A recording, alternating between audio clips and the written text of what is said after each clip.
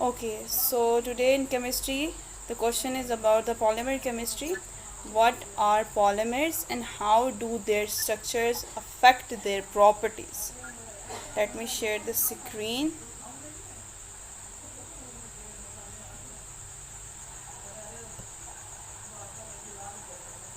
Visible? Okay, ठीक है। यहाँ पे सबसे पहले उन्होंने हमसे क्वेश्चन क्या पूछा है। क्वेश्चन ये पूछा गया है जी कि पॉलीमर होते क्या हैं और उनका स्ट्रक्चर उनकी प्रॉपर्टीज़ को किस तरीके से अफेक्ट करता है। हम लोग केमिस्ट्री की ब्रांच में इनको पढ़ेंगे तो ज़ाहिर सी बात है उनकी जो केमिकल जो उनकी प्रॉपर्टीज़ हैं जो उनके स्ट्रक्चर को अफेक्ट करती हैं हम उसको देखेंगे।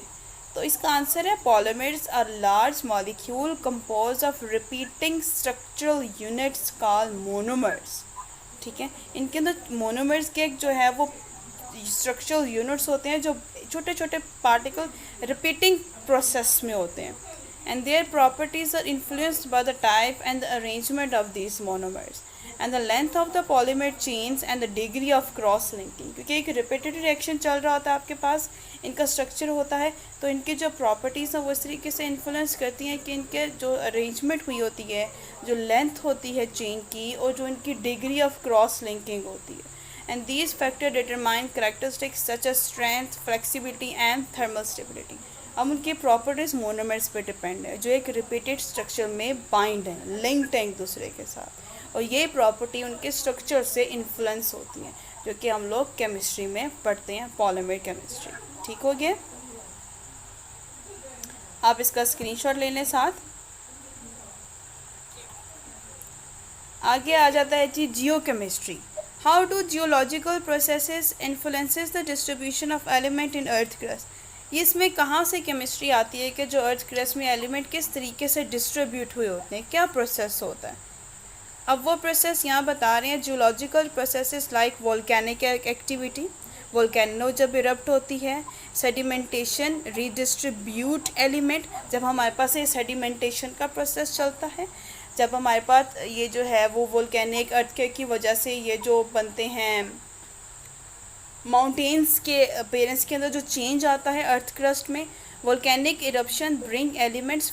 जब वोल्केनो इरप्ट होती है ना तो अर्थ के जो मेंटल में जितने भी एलिमेंट्स होते हैं ना वो इरप्ट होके अर्थ के क्रस्ट में चले जाते हैं। ठीक है, उनकी मूवमेंट होती है क्योंकि उन्हें पीछे से जो है वो फोर्स लग रही होती है टू द सरफेस, फिर सरफेस में आ जाते हैं। While weathering and erosion transport, जब कोई मौसम ख़राब होता है, कोई इरोजन होती है, transport element from the rocks. फिर इनका क्या होता है कि कोई भी एलिमेंट जो होता है ना आपको अर्थ क्रस्ट में कभी भी प्योर नहीं मिलता है, वो किसी न किसी सब्सटेंस के साथ इरोजन की हालत में, यहाँ पे बहुत बुरी हालत में मिलता है जिसको हमें साफ़ करना पड़ता है, उसको प्योरीफाई करना पड़ता है। And then rock elms to soil and water bodies. Sedimentary process further concentrate elements in the layers over time, and these processes collectively shape the distribution and abundance of elements in different geological regions. इसी तरीके से अर्थ के different reason में जैसे ही कोई ना कोई natural appearance होती है, नेचुरल कोई चीज़ अफेक्ट होती है ना, तो उसमें हम लोग अर्थ क्रस्ट में डिफरेंट अर्थ के एलिमेंट डिस्ट्रीब्यूट हो जाते हैं। हमारे पास सबसे पहला कौन सा प्रोसेस उन्होंने बताया, वोल्केनो इरप्शन होती है, दूसरा सेडिमेंटेशन का प्रोसेस। ठीक हो गया। अगला न्यूक्लियर केमिस्ट्री। अब ये न्यूक्लियर केमिस्ट्री आपके फिजिक्स की ब्रांच के साथ ही आ रही है। How do nuclear reactions differ from chemical reactions. अब न्यूक्लियर भी तो रिएक्शन ही है लेकिन इसको केमिकल रिएक्शन से डिफर क्या चीज़ बनाती है, and what are their applications, इसकी एप्लीकेशंस क्या हैं। अब हम देखते हैं जी nuclear reaction involve changes in the nucleus of atoms altering their identity. अगर एटम के अंदर कोई भी एक रिएक्शन आता है ना जो उसके अंदर कोई ना कोई चेंजेस लेकर आता है उसकी आइडेंटिटी के अंदर, उसकी स्टेबिलिटी की तरफ, and releasing much large amount of energy. हम लोग फ्यूजन और फ्यूजन का रिएक्शन पढ़ते थे, जब दो लार्ज पार्टिकल मिलते हैं तो वो एक बड़ा रिएक्टिव जिसमें एनर्जी लॉस होती है, गेन होती है, कि हम लोग सारा जो है एंडोथर्मिक एक्सोथर्मी में भी हम लोग ये रिएक्शन को पढ़ते हैं, देखते हैं। तो इसी तरीके से यहाँ पे भी न्यूक्लियर रिएक्शन में भी एटम के अंदर जितने भी चेंजेस आते हैं वो हम लोग न्यूक्लियर रिएक्शन, वो डिफरेंट क्या आता है यहाँ पे, which involve electrons in the outer shell of atom. तो ये चीज़ आपको केमिकल रिएक्शन से इस रिएक्शन में डिफरेंस बताती है। ठीक है, केमिकल रिएक्शन में हम लोग किसी न किसी के एटॉमिक नंबर को, मास नंबर को बैलेंस करने की कोशिश करते हैं। यहाँ पे हम लोग एटम्स को डील करते हैं। ठीक हो गया। आज की एप्लीकेशंस क्या हैं? Application of nuclear reactions include nuclear power generation, medical diagnostic like PET scans, industrial radiography and even nuclear weapons. इनके अंदर जितने भी रिएक्शंस होते हैं वो न्यूक्लियर की वजह से टेक प्लेस होते हैं। ठीक है। And these reactions are harnessed for the efficiency in energy production and their unique properties in various scientific and the industrial fields. अब एटम है, इनकी जो है वो रिएक्शन भी डिफरेंट है, तो इनके यूनिक एबिलिटी की वजह से ये अपने आप को केमिकल रिएक्शन से डिफरेंट रखते हैं। ठीक हो गया। अगला क्वेश्चन क्या था हमारे पास जी? What is the role of radioisotopes in medicine and in industry? ये वाला क्वेश्चन बहुत इंपॉर्टेंट है। क्वेश्चन नंबर 2 जो है न्यूक्लियर केमिस्ट्री का, इसके ऊपर स्टार लगा दें और इम्पॉर्टेंट ज़रूर मेंशन कर दें। क्यों इम्पॉर्टेंट है? क्योंकि इन्होंने आपसे रोल पूछा है, एक एप्लीकेशन पूछी है न्यूक्लियर केमिस्ट्री की, कहाँ पे? रेडियो आइसोटोप्स में और इंडस्ट्री में। ठीक है। तो अगर हम देखें इंडस्ट्री या मेडिसिन में इसकी क्या क्या है? Radio isotope play crucial role. सबसे पहले तो मुझे बताएं कि ये रेडियो आइसोटोप्स होता क्या? Define radio isotopes. यस,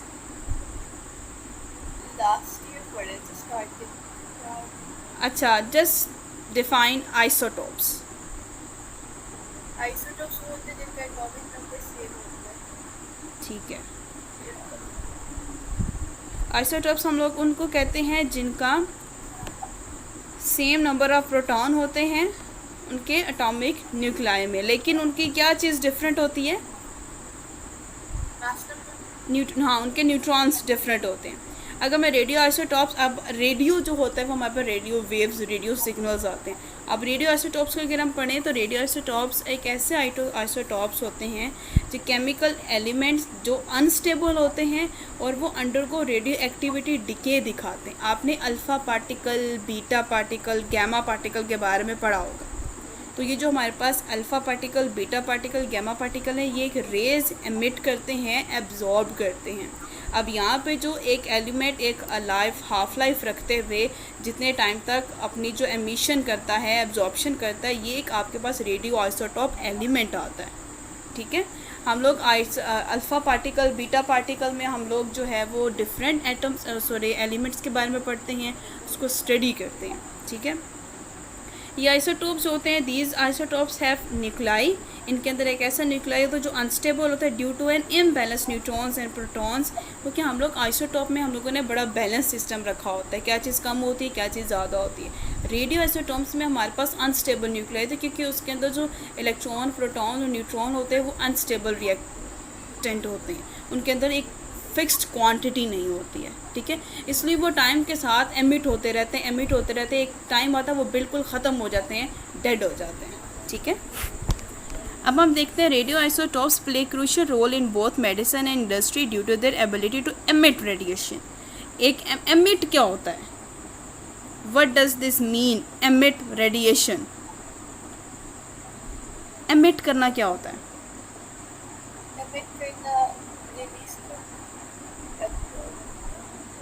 अपनी एनर्जी रिलीज़ करना, एब्जॉर्ब करना होता है ना, जो आप एनर्जी एब्जॉर्ब कर रहे हैं।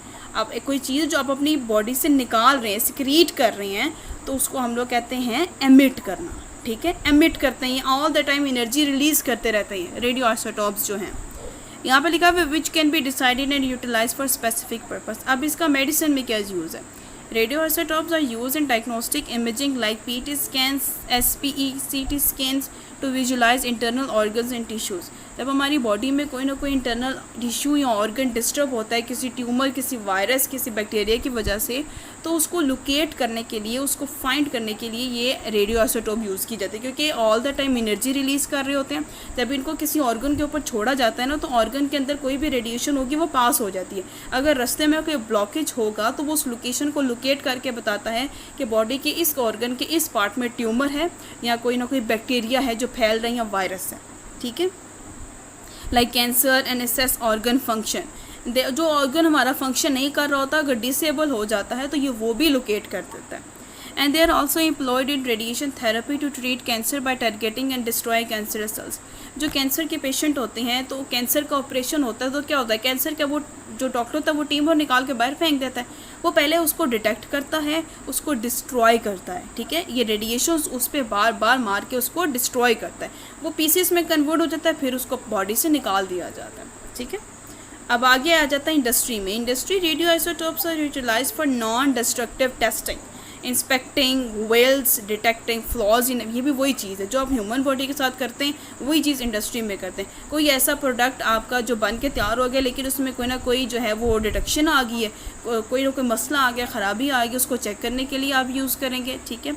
Measuring the thickness and the density, किसी भी चीज़ को अगर आप उसमें इम्प्लीमेंट करवाते हैं ना, रेडियो एक्टिव एलिमेंट, जो रदरफोर्ड का बोहर मॉडल था, रदरफोर्ड का ना एटॉमिक थ्योरी मॉडल था, जिसमें हम लोगों ने क्या देखा था कि उसने helium particle radio isotope element था ना, जो उसने गोल्ड फॉइल पे फॉल करवाया था, किसी ने पास कर लिया था, कुछ एब्जॉर्ब हो गए थे, कुछ रिफ्लेक्ट हो गए थे, कुछ रिफ्रैक्ट हो गए थे। वो रेस थी जो एमिट हो रही थी हीलियम पार्टिकल से। वही हीलियम पार्टिकल जब जितना स्ट्रॉन्ग मेटल होगा वो रिफ्लेक्ट हो जाएंगे, हमें पता चल जाएगा इसकी थिकनेस और इसकी डेंसिटी इतनी ज़्यादा है, ठीक है। जैसे कि पेपर प्रोडक्शन में sterilizing medical equipment and food products. They are also used in research, development, in tracing, analyzing chemical reactions and process. ठीक हो गया। These applications highlight the versatility and importance of radioisotope in advanced both medical diagnostic and industrial processes. 1.4 Daily life applications of chemistry, organic chemistry. अब वही applications हम पढ़ेंगे लेकिन हमने पहले उनको डिफ़ाइन किया था। अब हम देखेंगे कि ये एग्जांपल्स हमारी डेली लाइफ में यूज़ कहाँ होती हैं, ठीक है। Organic chemistry to treat diseases, organic chemistry जिसमें हम लोग हाइड्रोजन कार्बन एटम की बॉन्डिंग के बारे में पढ़ते हैं, ठीक है। To treat diseases, organic chemist synthesise new medicines that interact with specific targets like proteins और एंजाइम्स।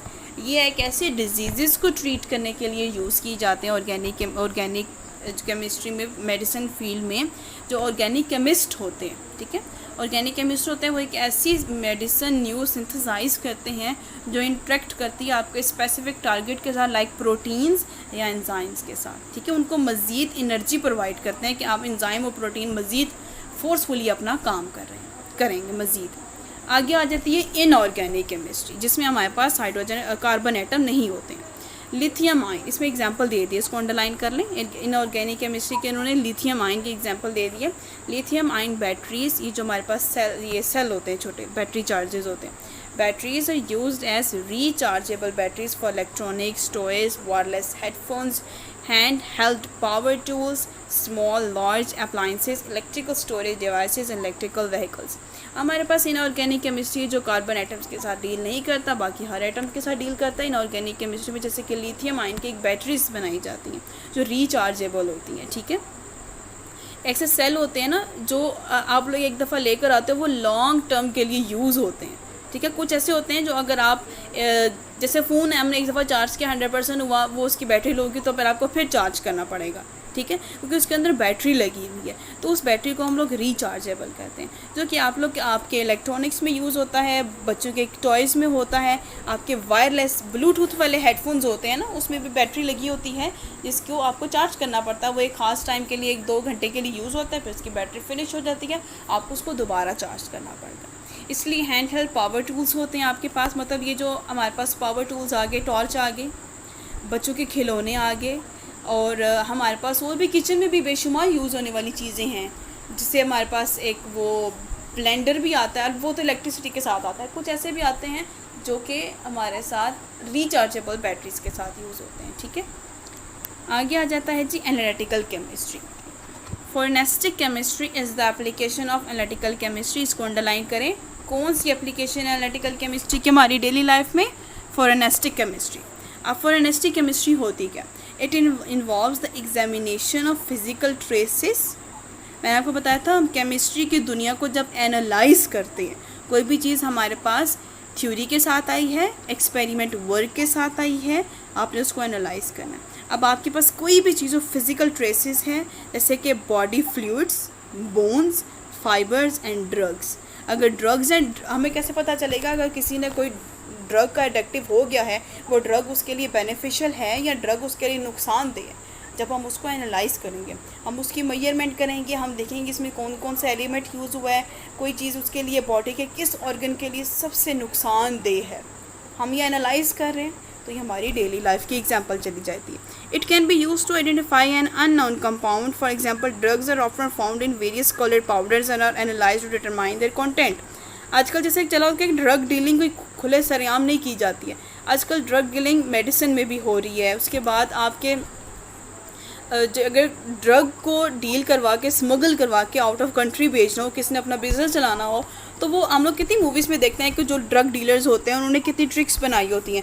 कभी कहाँ पे ड्रग को छुपाया होता है, ड्रग को कभी क्या कलर दिया होता है, कभी क्या फूड आइटम बना दिया होता है कि पता लगे कि ये खाने वाली चीज़ है, पहनने वाली चीज़ है या कहीं लगाने वाली चीज़ है, लेकिन ये ड्रग नहीं है. लेकिन उसको एनालाइज करके कोई कैसे बता सकता है जब उसकी कोई एनालाइज करता है उसको कि यार ये तो ड्रग है, ये खाने वाली चीज़ नहीं है. ठीक है.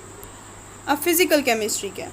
Physical chemistry is a part of our everyday life. The batteries in our vehicles are built on the principle of electrochemistry.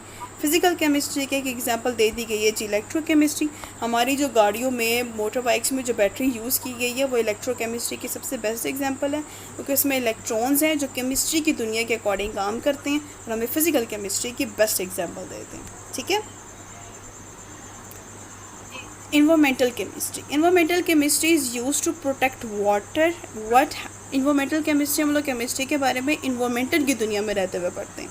हम लोगों ने इसमें जो है वो केमिस्ट्री के रिएक्शन जो होते हैं, जो नुकसानदेह हैं, उसको प्रिवेंट करने के लिए, जैसे कि हम लोग जो poison by soil, dust by using different methods. अब हम लोगों ने क्या करना है कि हमें पता है कि कोई एयर पोल्यूशन हो रही है, ग्लोबल वार्मिंग हो रही है, ओजोन डिप्लेशन हो रही है, उसको हम लोग एनवायरमेंटल केमिस्ट्री के प्रोसेस के थ्रू उसको रोकते हैं, प्रिवेंट करते हैं. सेडिमेंटेशन करते हैं, फिल्ट्रेशन करते हैं और डिसइंफेक्शन करते हैं. ठीक है. आगे चलते हैं जी. 1.5 science, technology and engineering. Science को देखेंगे, फिर टेक्नोलॉजी को, इंजीनियरिंग को. ये तीनों टर्म्स आपस में एक दूसरे के साथ relate. Constructing and organizing knowledge about the universe. As science seeks to understand the natural world, for example, chemists seek to understand the behavior and properties of materials, chemical reactions, and the fundamental principles that control the behavior of matter. Yes. तो science हमें क्या बताती है? Science एक ऐसा systematic process होता है जो कंस्ट्रक्ट करता है, नॉलेज को ऑर्गेनाइज करता है यूनिवर्स के. ठीक है. उसको प्रोसेस करके जो भी इसमें काम चल रहा हो तो उसको ऑर्गेनाइज करके हमारे लिए बड़ा एक जो है वो सिस्टमेटिक प्रोसेस हमें रिप्रेजेंट किया जाता है. साइंस अंडरस्टैंड करती है नेचुरल वर्ल्ड को, जैसे कि chemist seek to understand the behaviour the properties of material chemical reaction. तो साइंस है वो हमें दुनिया में होने वाला कोई भी रिएक्शन, कोई भी एक्शन जो भी हो रहा है हमारे इर्द गिर्द, साइंस हमें उस चीज़ को रिप्रेजेंट करके बताती है. उसके प्रिंसिपल, प्रॉपर्टी, बिहेवियर, अपीयरेंस, हर एक चीज़ के बारे में हमें तफसील से बताती है. टेक्नोलॉजी हमें क्या बताती है?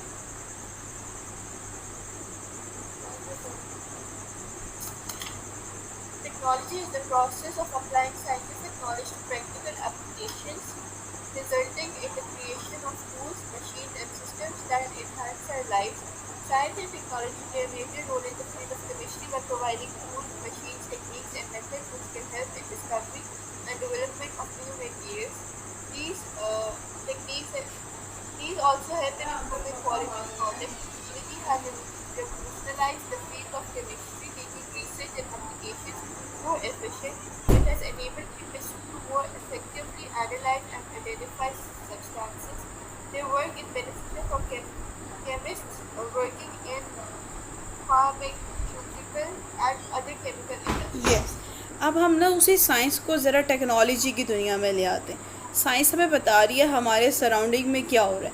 अगर हमारे सराउंडिंग में जो हो रहा है, अगर हम उसको एनालाइज करना स्टार्ट कर दें, उसके ऊपर जो है एक्शन लेना स्टार्ट कर दें, उसको हम लोग एक्सपेरिमेंटली देखना स्टार्ट कर दें, तो हमें किसकी रिक्वायरमेंट होगी? टेक्नोलॉजी की. तो टेक्नोलॉजी जो है, साइंस और टेक्नोलॉजी हमारी लाइफ में बहुत मेजर रोल प्ले करते हैं. हमें ऐसे टूल्स प्रोवाइड करते हैं, मशीन्स, मेथड, टेक्निक्स प्रोवाइड करते हैं. हम लोग कोई भी चीज़ डिस्कवरी कर सकते हैं, हम किसी भी न्यू मटेरियल की डेवलपमेंट कर सकते हैं. ठीक है. और यही चीज़ हमारी कंट्री को भी हेल्पफुल होती है. अगर कोई केमिस्ट है, उसने अगर मेडिसिन बनानी है, उसने मेडिसिन जो बनाई है वो उसने खुद से कहीं से भी एलिमेंट लेकर कोई कंपाउंड बना के मेडिसिन नहीं बनाई है। उसके पास इंग्रेडिएंट्स थे, उसके पास रेसिपी थी, उसने डन किया, उसने वही इंग्रेडिएंट्स साइंस से लिए, टेक्नोलॉजी लगा के उसने हमें मेडिसिन बना के दे दिया। ठीक हो गया। आगे चलते हैं इंजीनियरिंग में। Engineering is the use of science and mathematics to design and construct systems, structures, and tools for various processes.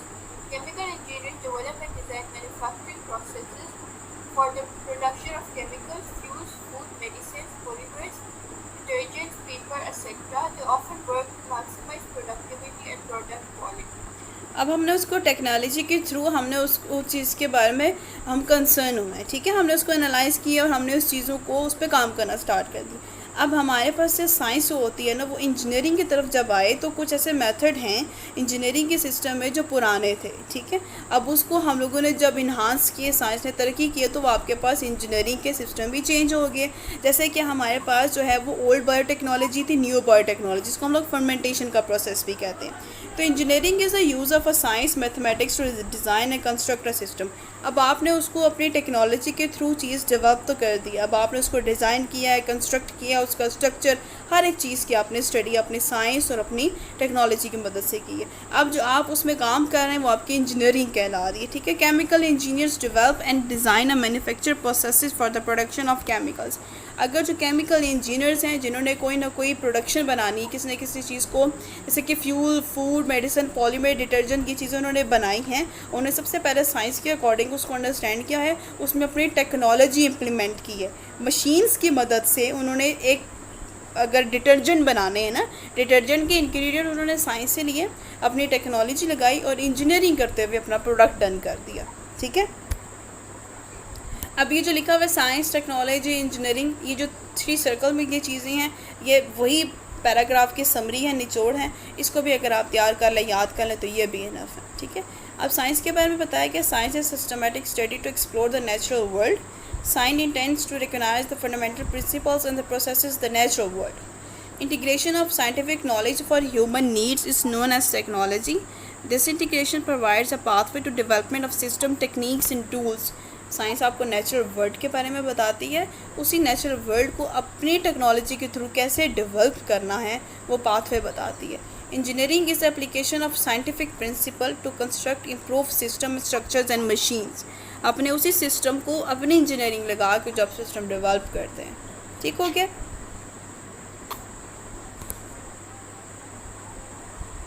Science and technology, engineering, तीनों की डिफरेंट एप्लीकेशंस आ रही है, ठीक है। Let's take a look at how science, technology, engineering work together to solve problems to real world situations. For example, अब मुझे नहीं लगता इन्होंने पॉइंट आउट किया वे कौन सी किसकी एप्लीकेशन है, वो हम फाइंड कर लेंगे। चलें जी, सबसे पहले स्टार्ट करते हैं rusting of iron. Reading start करें। Imagine trying to figure out why a bike or car will rust over time. Scientists should investigate the chemical reactions that occur between iron, water, and oxygen that cause rust to form. Experiments will be conducted to understand the factors that influence this process and help develop strategies to prevent rust. इन्होंने individually examples नहीं दिए हैं, जैसे कि हमने science, technology, energy को relate करके कहा है ना, तो हर एक एप्लीकेशन स्टार्ट कैसे होती है साइंस की वजह से, उसमें टेक्नोलॉजी क्या लगती है, उसमें इंजीनियरिंग क्या आती है। मतलब होता है ना कि किसी भी पैराग्राफ को आप स्टार्ट करते हो, उसका पॉइंट ऑफ टॉपिक होता है, टॉपिक ऑफ डिस्कशन होता है, मेन बॉडी होती है, लास्ट पे कंक्लूजन होती है, ये वैसी तरीके से। सबसे पहले एग्जांपल दिया है कि अगर आपके पास रस्टिंग ऑफ आयरन हो जाए किसी भी बाइक पे, मोटरसाइकिल पे, गाड़ी पे, उसको इन्वेस्टिगेट कैसे किया जाए। अगर आपके पास एक बाइक है या कार है, उस पर जो है वो कुछ टाइम के बाद वो उस पर जंग लगे, रस्ट, जंग को कहते हैं ना, साइंटिस्ट ने उसको इन्वेस्टिगेट किया कि केमिकल रिएक्शन ऐसा आया जो आयरन, वाटर, ऑक्सीजन के साथ इसने रस्टिंग कर दी। ऐसा ही होता है ना, अगर बारिश पड़े और ऑक्सीजन तो हमारी एयर में मौजूद है और वो आयरन है, इन तो उन्होंने रिएक्ट किया, उन्होंने वहाँ पे रस्टिंग कर दिया। तो एक्सपेरिमेंट जो है वो अंडरस्टैंड करता है इस फैक्टर को, इन्फ्लुएंस करता है इस प्रोसेस को और हेल्प करता है स्ट्रेटजीज़ जो आपको डेवलप करनी पड़ती है। अगर आपने बाइक, गाड़ी घर से बाहर खड़ी भी की है तो उसको कवर करें या उसको पानी वाली जगह पे मत रखा करें, ये एक प्रिवेंटेशन आई थी। अगर रस्टिंग आ गई तो उसको ख़त्म करने के लिए भी उसके कोई लिक्विड्स आते हैं जो उसको ख़त्म करने के लिए काम आ जाते हैं। नेक्स्ट है जी harnessing solar energy. Solar panel जो हम लोग आजकल बहुत इन हैं, इसमें क्या बताया जा रहा है?